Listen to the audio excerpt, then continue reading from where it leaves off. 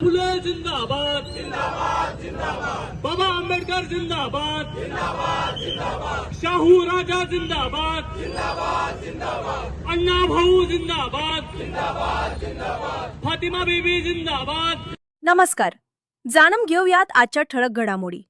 धर्मेंद्र प्रधान यांच्या राजीनाम्याच्या मागणीसाठी हुपरीत समविचारी पक्ष व सामाजिक संघटनांची रॅली। मोहन खोत यांचे एक दिवसीय लाक्षणिक उपोषण।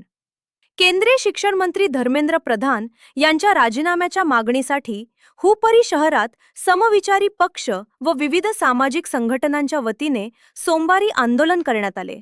आंदोलनाच्या पार्श्वभूमीवर शहरातून निषेध रॅली काढण्यात आली। यावेळी आंदोलनकर्त्यांनी घोषणाबाजी करत आपल्या मागण्या प्रशासनापर्यंत पोहोचवल्या।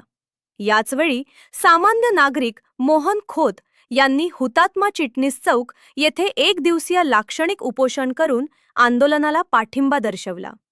शिक्षण क्षेत्रातील विविध प्रश्न, विद्यार्थ्यांशी संबंधित धोरणे तसेच अलीकडील घडामोडींविषयी नाराजी व्यक्त करत आंदोलनकर्त्यांनी केंद्रीय शिक्षण मंत्री धर्मेंद्र प्रधान यांनी नैतिक जबाबदारी स्वीकारून आपल्या पदाचा राजीनामा द्यावा अशी मागणी केली। आंदोलन शांततेत पार पडले। कोणताही अनुचित प्रकार घडू नये यासाठी पोलिसांचा बंदोबस्त तैनात करण्यात आला होता। या आंदोलनात विविध राजकीय पक्षांचे पदाधिकारी, सामाजिक कार्यकर्ते, युवक तसेच मोठ्या संख्येने नागरिक सहभागी झाले होते।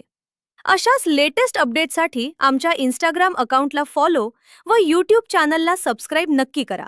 व तुमचे कमेंट आम्हाला नक्की कळवा। मी मोहन खोत, नवी दिल्ली येथील जंतर मंतर मैदानावर ज्येष्ठ शास्त्रज्ञ आणि सामाजिक कार्यकर्ते सोनम वांगचुक गेली 20 दिवस आमरण उपोषण करत आहे। नीट परीक्षेत झालेल्या घोटाळ्याबद्दल शिक्षण मंत्री धर्मेंद्र प्रधान यांनी राजीनामा द्यावा अशी त्यांची मागणी होती।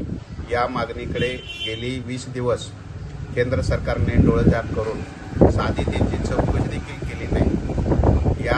त्या शासनाच्या प्रवृत्तीच्या विरोधात म्हणून मी आज हे एकदिवसीय लाक्षणिक उपोषण करीत आहे आणि माझ्या या उपोषणाला इथं सभोवती बसणारे सर्वांनी पाठिंबा दिलेला आहे आणि ही जनतेची भावना केंद्र सरकारपर्यंत पोहोचून केंद्र सरकारला सद्बुद्धी पोचावी आणि जनतेच्या भावना केंद्र सरकारने जाणून घ्याव्यात अशी माझी या निमित्ताने विनंती आहे। धन्यवाद।